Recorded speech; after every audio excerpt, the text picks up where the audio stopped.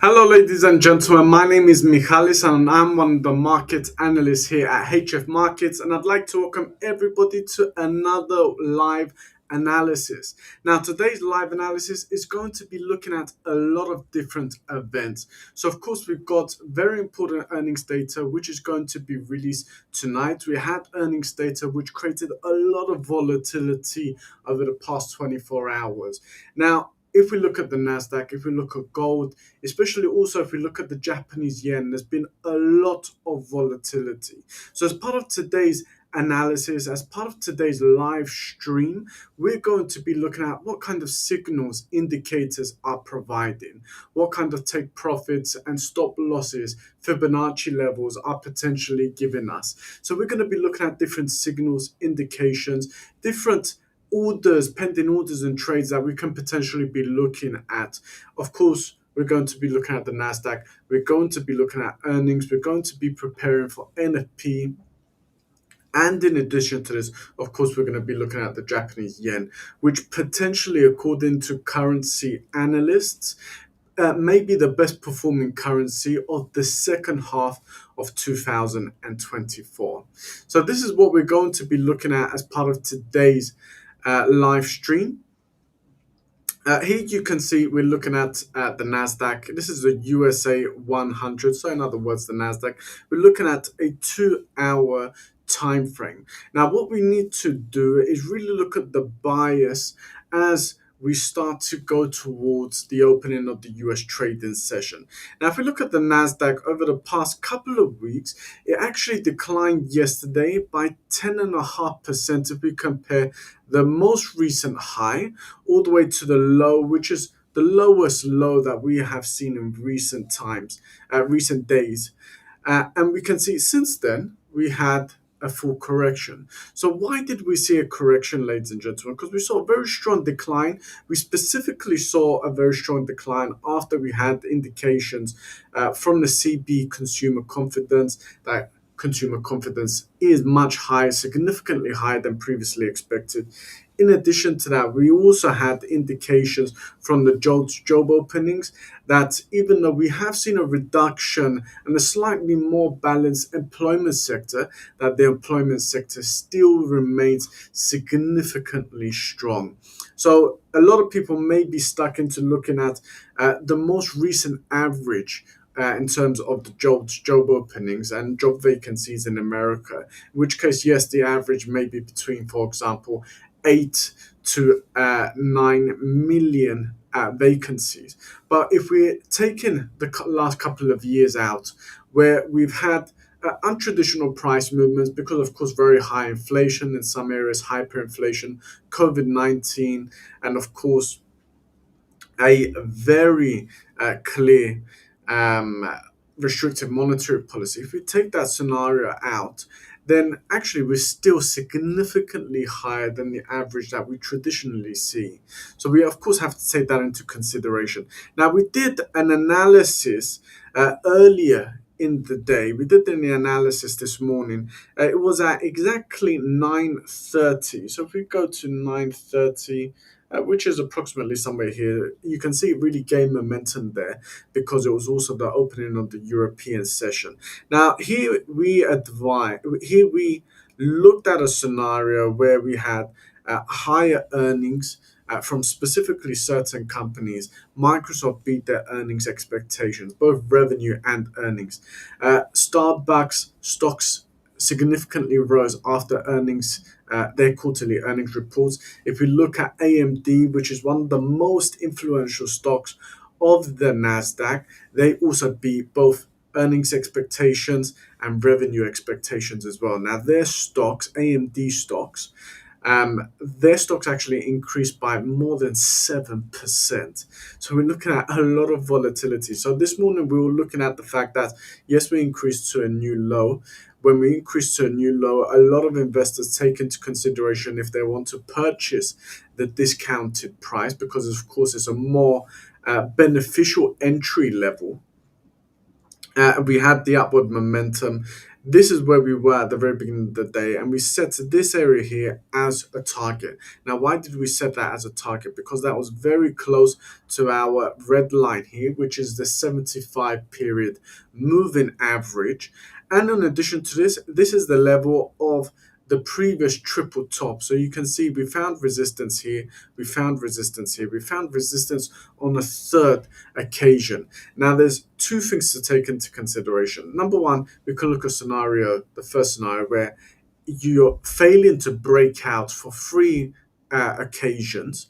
And you're failing to do so, and that can pressure the price because it can make individuals uncomfortable, and it can really lower the sentiment towards the asset. And it did indeed create a collapse. Of course, the collapse though did come partially due to the consumer confidence and the US job openings data. Now, we're there for a fourth consecutive time, because this, ladies and gentlemen, we're only looking at from the 25th up to the current date. So we're trying to break through that level on the fourth occasion in less than a week, ladies and gentlemen. So another scenario that we need to take into consideration is, if we continuously try and break through a resistant level, then what actually happens is individuals become more comfortable with that price. It's like, for example, if I come to you and say, would you like to buy my stock for 100 US dollars? And you say no, but I continuously, and more individuals come to you offering the same price, and you're realizing that no matter what happens, that price isn't declining, but you want to take advantage of that investment, then of course you become more comfortable with the price movement. And the same thing applies to hedge funds, to fund managers, and institutional traders. So of course that's something we need to take into consideration. Now, if we're looking at the Nasdaq, we're really now at what is known potentially as a silver lining. Now, why do I say it's potentially something that we could look at as a silver lining? And we're going to look at fundamental factors as well. We're not only going to look at technical analysis. Now, it's had a silver lining because we've had a lot of upward momentum throughout the day. If we're looking at here, we've got a 2 hour time frame. On the 2 hour time frame, we have one, two, three, four, five, six, seven, eight consecutive candlesticks on the 2 hour time frame where it has consecutively been increasing in value. So we're not looking at a one-time candlestick or two candlesticks, excuse me, where it made a very quick decline. In which case, when we get a very quick decline like so, a lot of the time it just very simply corrects back upwards. Here is a very good example where we're gradually building momentum as we approach the US trading session. So we're going to look at factors now where potentially we're going to break through that resistant level. What kind of signals do we have that we're going to break through the resistant level? Well, the first thing we need to take into consideration is the overall size of the retracement. So, for example, if I now go to a daily time frame, ladies and gentlemen, look at the size of the retracement here. The size of the retracement, like I said, is almost 11%, between 10.5% and 11%. If we're looking at previous retracements that we've seen in the stock market, if we look at this retracement, we're looking at almost 8.5%. If we go further back, ladies and gentlemen, for example, we also saw downward impulse waves here, 8.5%. If we're looking at this impulse wave, 7.5%. If you're looking at the first trigger here, ladies and gentlemen, again, it's almost 9%. So we're in that bracket. We're actually slightly higher than that bracket. So we need to take into consideration if now the downward price movement is going to lose momentum, and we are going to see potentially a correction upwards. So that's something we need to take into consideration. Like I said, the momentum so far here is substantial momentum. We've already got an indication here from the RSI. The RSI has got to the 55 level. Now, if we cross above the 55, slightly higher, and we go to 60, which is very close now, then that's formally a signal from the RSI that buyers are controlling the market. So we're very, very close to that level. We're currently almost at 56, but we're above the neutral, which is at the 50 level. So that's already a signal which is starting to change. We no longer have lower lows. We've now gone to the same level high. So for example, when we're looking at a low here, then we've got a lower low. We've got a high here. The next high is lower again. So we have lower lows and lower highs, which is formally a downward trend. But we're no longer seeing that scenario. Yes, we had a lower low here, which can potentially indicate a downward price movement in the medium to longer term. But since then, that signal's been cancelled because we no longer have a lower high as well. It's not enough to have lower lows. We also must have lower highs. We have a lower low, but we have continuous and consecutive highs. The high, ladies and gentlemen, is at the same level for the fourth consecutive time. And we can see here, I've drawn a red line here. So a lot of individuals are going to be saying to me, when are we going to get a clear buy signal from this setup? Of course, not all signals are always accurate. We have to take into consideration fundamental factors. So, of course, we're going to move on to that in a moment. But when are we going to get a clear indication? Now, there's two things people can take into consideration. People can take into consideration for the price movement to move above both the sentiment line. The sentiment lines here, ladies and gentlemen, is a 100 period simple moving average, a very well known and respected sentiment line. And then we have our trend line here, which is the 75 period exponential moving average. Now, if we break above these two levels, we will then be above the neutral level of the RSI, definitely above the 60 level. We're currently just gone to 56, by the way, like I previously said just a couple of minutes ago. And even as I'm speaking, I'm talking about a correction, I'm talking about a breakthrough. The price movement is increasing in value as I'm literally speaking. So if we move above the trend line and the price sentiment line, we will already be above the RSI, which is the more quicker to react always. Then we have very clear indication that the strong sentiment towards the price, that buyers are controlling the markets, and we're above the trend line as well. So potentially looking at an upward trend. Now, if we are going to get that scenario, ladies and gentlemen, what can we take into consideration? We can take into consideration here, ladies and gentlemen, the different Fibonacci levels, of course. Now, we're not going to take into consideration the 50 because, of course, the 50 is more or less going to be at the point that we're going to be entering. But there's different levels that we can take into consideration. We have the 61.8. We also have the 88.6. And then, of course, we have the 100 as well. Now, there's different theories that people take into consideration.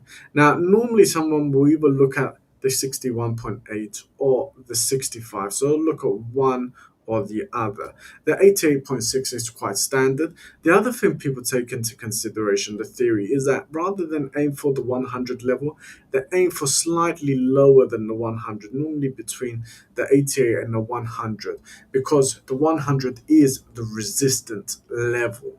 So we have to take into consideration if it's the resistant level, ladies and gentlemen, then of course we want to avoid the level where the psychology of traders towards the asset, towards the price, potentially is going to change. Now, I've got some individuals that are asking if the MT5 is down. The MT5 isn't down. Somebody says is the MT4 down. This is our MT4, MT5 and MT4, ladies and gentlemen. It's working 100%. We also have the mobile app for you to take into consideration as well. So these are targets that we can take into consideration. Now, another thing, if I move the Fibonacci levels, I'll keep the take profits levels here. So the targets that we can take into consideration. A lot of people let's change the color of the entry. Let's say we're going to enter at this level here, because that's probably going to be where the RSI, where we're going to move above the sentiment line. Of course, the sentiment line may move slightly lower as time progresses, so maybe our entry point will be approximately here. So that, of course, that's something we can take into consideration. Now, a lot of people may say, I'm going to open 3 lots at this single level. Now, of course, you can open 3 lots at that level, but there's alternatives that you can take into consideration as well. Of course, 3 lots is just an example. Of course, you have your own personal lot size. For example, maybe 0.30. Some people will take into consideration what is known as scaling in and scaling out. Now, if individuals want to scale out, is of course 100% fine. You've got different exit levels. So what they'll do is instead of opening one trade, which is 0.30 lots, they will open three trades, which are 0.10 lots. Then, for example, they'll close the first trade here, the second trade here, and the last trade at this level here. So that's something you can take into consideration. Something else you can take into consideration is by splitting the trades up into smaller trades. So, for example, at this blue line where there's going to be a buy signal according to this setup, you can open 10 0.10 10 lot trades. Now, what you can do is exit, for example, 5 at the first take profit. You can exit 3 at the next take profit here, and on the last take profit, which is the furthest away, you can put, for example, the remainder 0.2 lots. So that's something we can, of course, take into consideration. The other option is, of course, not only to scale out, but to scale in as well. So you're not only exiting at different prices, but you're entering at different prices as well. Now, before we look onto a smaller time frame to look at more areas that you can look at entry levels, I want to also look at fundamental factors within the market. So here, ladies and gentlemen, we've got the Nasdaq's most influential components. This is definitely something people want to be looking at. Of course, if they're looking at the Nasdaq and they're trying to speculate the price movement and determine where there's buy signals and sell signals. Why? Because this is ranking the most influential stocks for the Nasdaq, and also on a single page showing you what percentage of the Nasdaq is increasing in value and what percentage is decreasing in value. Now, there's always two different theories that people tend to concentrate on. There's different theories out there, but people always tend to fall into one or two categories. Now, the first theory, ladies and gentlemen, is not so in depth of an indicator. And what they basically look at is the top 10 influential companies. Now, the top 10 influential companies doesn't mean the top 10 influential stocks.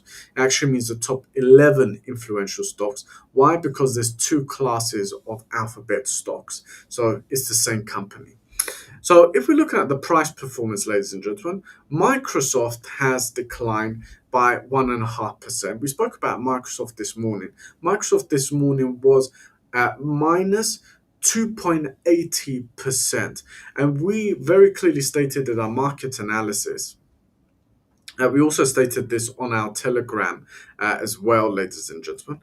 We stated that earnings beat expectations, revenue beat expectations, the cloud revenue, which is one of the reasons why shareholders, a lot of them sold their shares, even though it was slightly lower than expectations, it was still significantly higher than the previous quarter, and it was almost 30% higher than 1 year ago. So it's still very positive and quite a solid earnings report.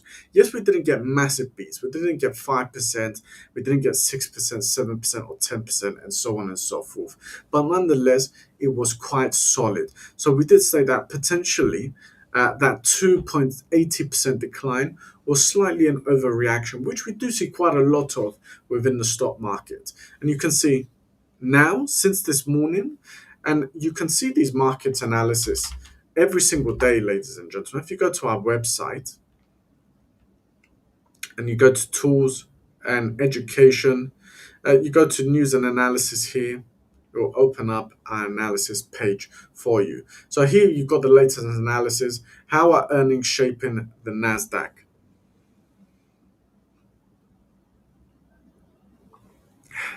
And you can see here we're giving targets. We're definitely speaking about Microsoft. We very clearly stated that Microsoft potentially shareholders are overreacting. And you can see we've already hit the take profit for the Nasdaq. The Microsoft stock has already regained 1.30%. So a very good analysis this morning. Hopefully people definitely saw that as well, were following it. But the first theory, ladies and gentlemen, is you look at the top 11 stocks, because it's the top 10 influential stocks. top 10 influential companies. And you can see from those 11, 2 are declining. 0.09, I wouldn't really necessarily say that's a decline, but nonetheless it's a red, so I'll put that as part of the calculation. So we've got 9 out of 11 declining. So what percentage is that, ladies and gentlemen? That's 82% is increasing in value of the most influential stocks. Now, the theory is that 70% should be in the green, and ideally, the most volatile should also be the ones in the green as well. So, for example, 1.5%, that's quite volatile, but Nvidia 7% plus. This is increasing, ladies and gentlemen, because of AMD. I mentioned AMD earlier. So advanced micro devices. There'd be earnings expectations as well. So if we go to AMD earnings, we can see here AMD, ladies and gentlemen, almost 8% up before the US market even opens. They beat earnings by 1.26%. They beat revenue by almost 2%. If you compare their data compared to the previous quarter, so per earnings per share is up 7 cents.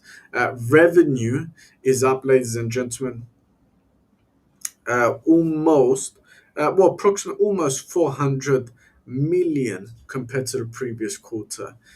So again, very good earnings data. And we can see here plus 8%, 8.06%. So this is why Nvidia is increasing in value. This is why also Broadcom is seeing a lot of volatility. You can see as well, definitely AMD seeing a lot of volatility as well. Qualcomm probably will see a lot of volatility. Qualcomm somewhere here, there we go. Qualcomm, a lot of volatility as well. This is because they're all part of the semiconductor sector. They're all chip makers, ladies and gentlemen. So this is creating a lot of upward volatility. So we're starting to gain momentum here, ladies and gentlemen. But nonetheless, we can, like I said, 62% is increasing in value from the most influential stocks. 11 stocks, that is. The requirement should be at least 70% is increasing for there to be a buy signal, and for the green to be the most volatile. So it's not 70% is increasing, but the most volatile is that 30%. It needs to be the green or the most volatile. The second scenario, ladies and gentlemen, is to look at all stocks which hold a 1% exposure and above. So that's 24 stocks, ladies and gentlemen. So from those 24 stocks, you can see here 1% exposure and above. From the 24 stocks, we have 1, 2, 3 declining only. So 3 from 24, ladies and gentlemen, that's going to be an even higher percentage. Bear with me. 3, 24.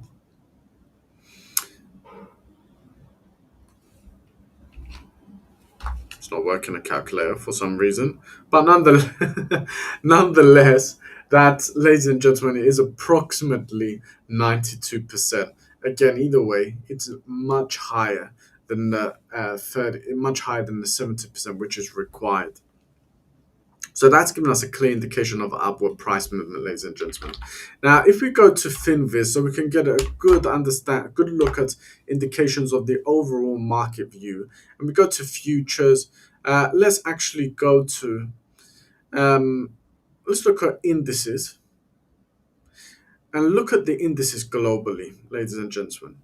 Now, if we look at the Dow Jones, it's increasing in value. If we look at the S&P 500, it's decreasing. The Nasdaq's decreasing. The Russell's decreasing. Asian stocks are increasing. European stocks are increasing. Here as well, the German DAX is increasing. It doesn't have the French CAC here. So let's look at the France CAC 40. It's not as influential, but I think people would like to see it. Let's look at it like this. It's 1% above as well. So what can we see here? The sentiment towards the stock market, ladies and gentlemen, at the moment is very clearly seen a risk on appetite. Very, very clearly seen a risk on appetite. So that's something we need to take into consideration as well. Clear risk on appetite. Now, some people may say there's one thing that's declining. This is the VIX. This is known as a sentiment indicator. Now, this is different to the other indexes, which we can see on the chart. The VIX is known as a sentiment indicator, a risk indicator, a risk appetite indicator, actually. Now, the scenario here is the lower the VIX is, the higher the risk appetite of the market is likely to be. The higher the VIX is, the lower the risk appetite of the market is likely to be. And this is one of the reasons why, if we look at the month, ladies and gentlemen, so if we switch to a month, if it will show us the month, it doesn't load here. If I go to all, and I go to 1 month, no, it's only showing me the data for the day. Let's try looking at it on Google. VIX index. If we look at the 1 month, 35% upwards. If we look at the past month, what has happened, ladies and gentlemen? The stock market has come under a lot of pressure, especially US stocks. So you can see here why this is a sentiment indicator.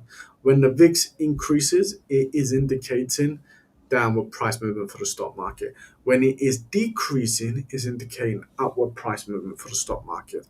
At the moment, like I said, yesterday it decreased as well, by the way, but today decreasing in value by 2.95%. 2.95%.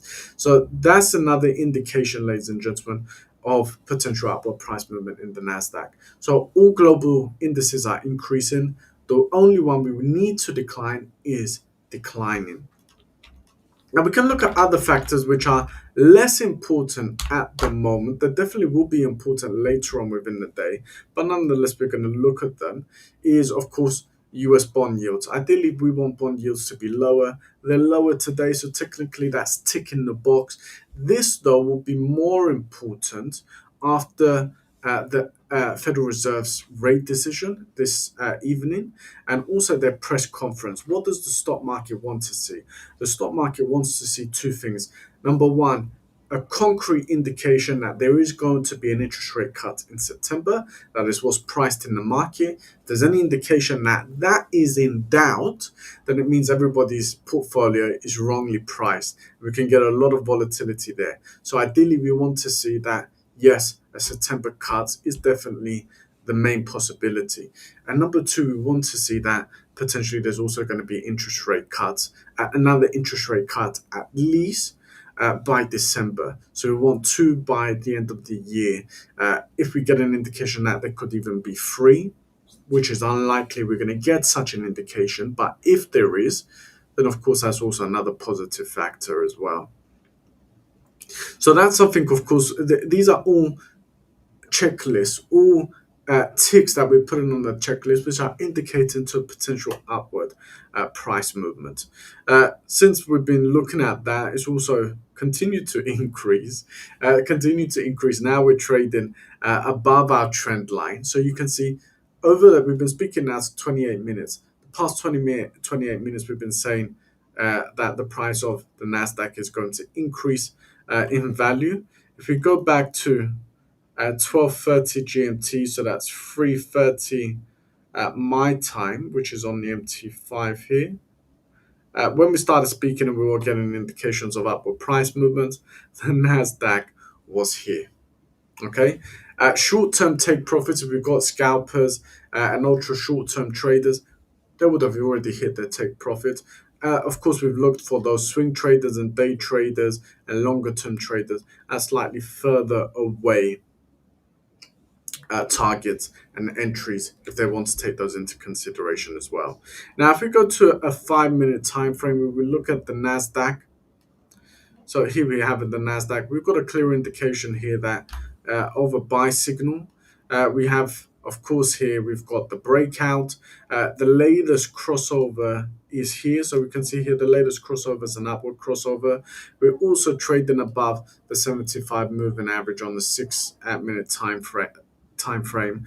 Now, individuals that aren't already in the buy, because like I said, we spoke about the buy 28 minutes ago already.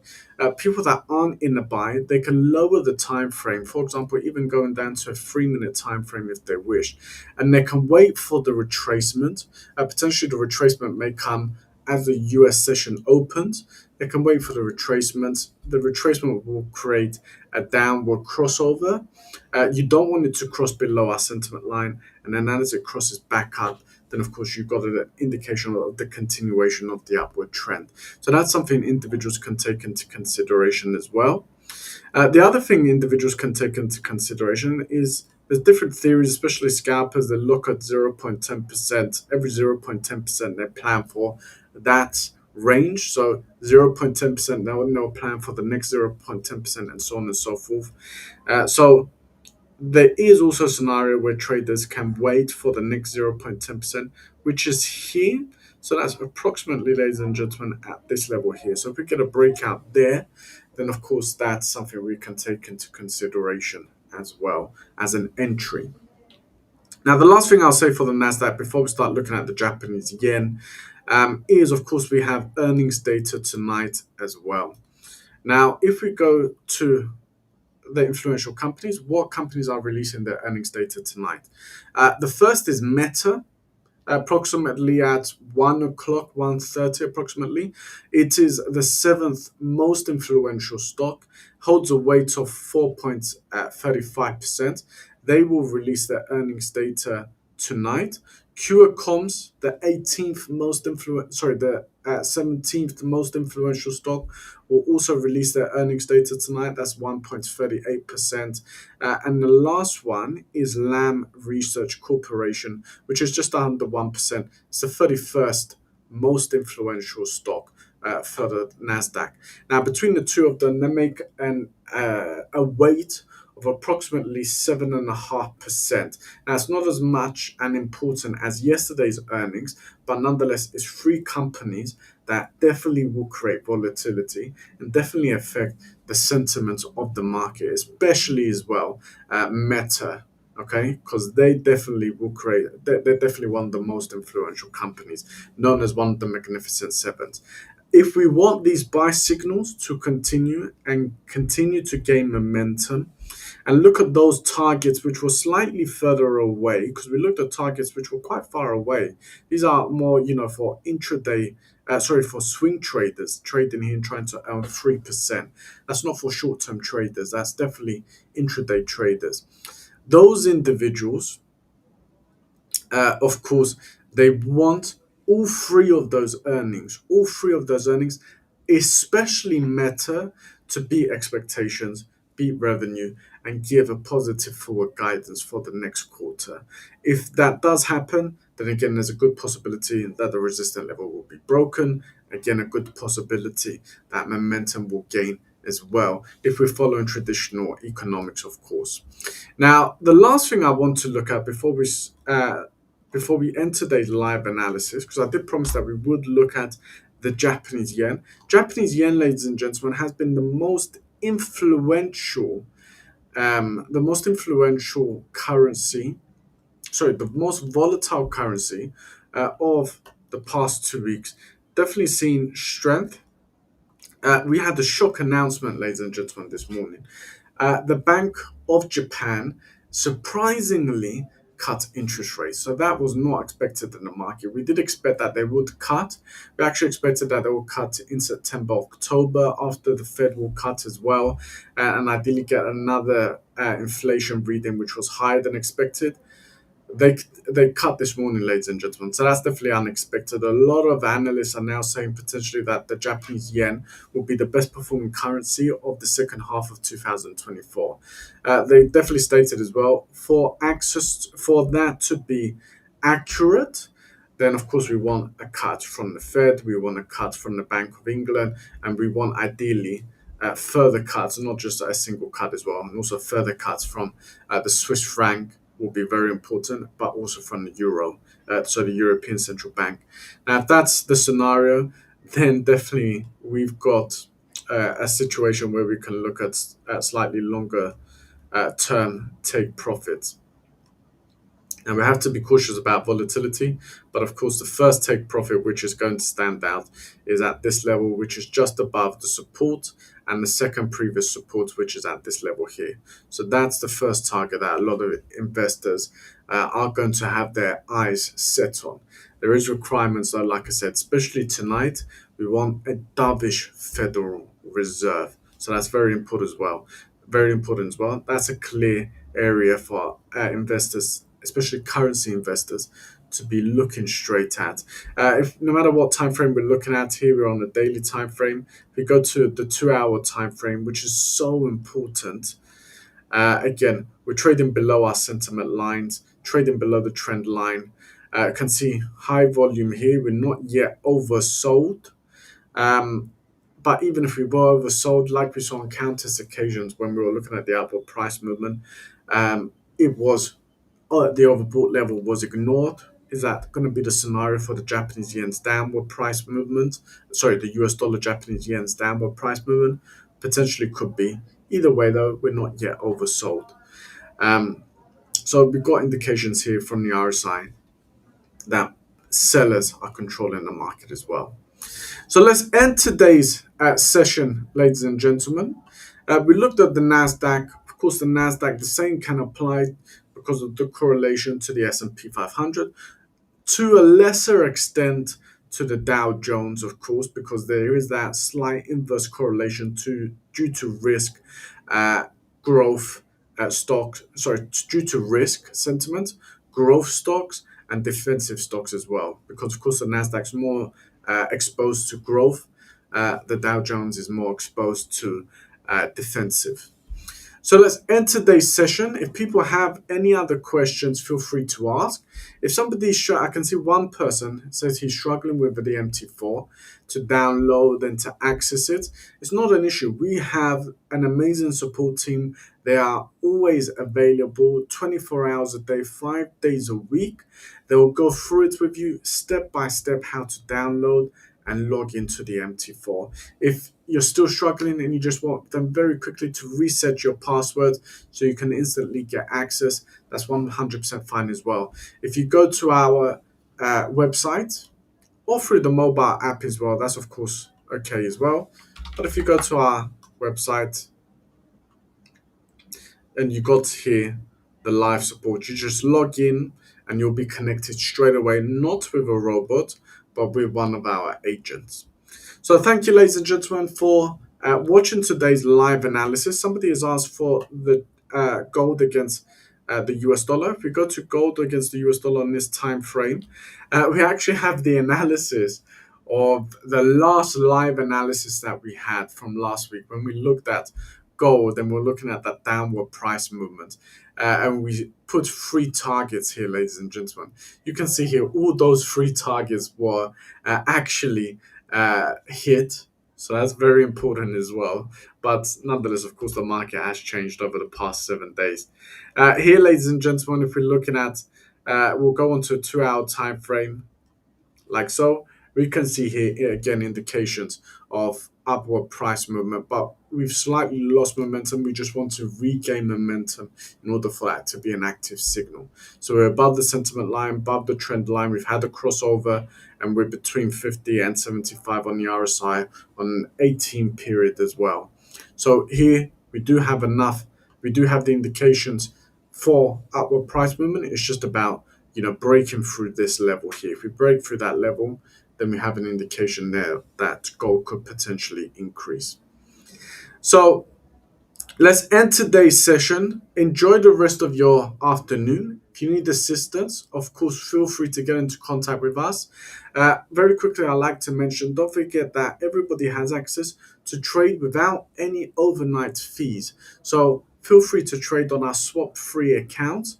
If you're a scalper and you need ultra low spread, of course, you can trade on our zero spread account as well. And of course, for those beginners, we have a lot of free educational material, many webinars and courses and one-on-one sessions with experts as well. And in addition to this, of course, you have access to copy trading as well. So let's end today's session. Trade safe, trade responsibly, and hopefully we'll see you very soon on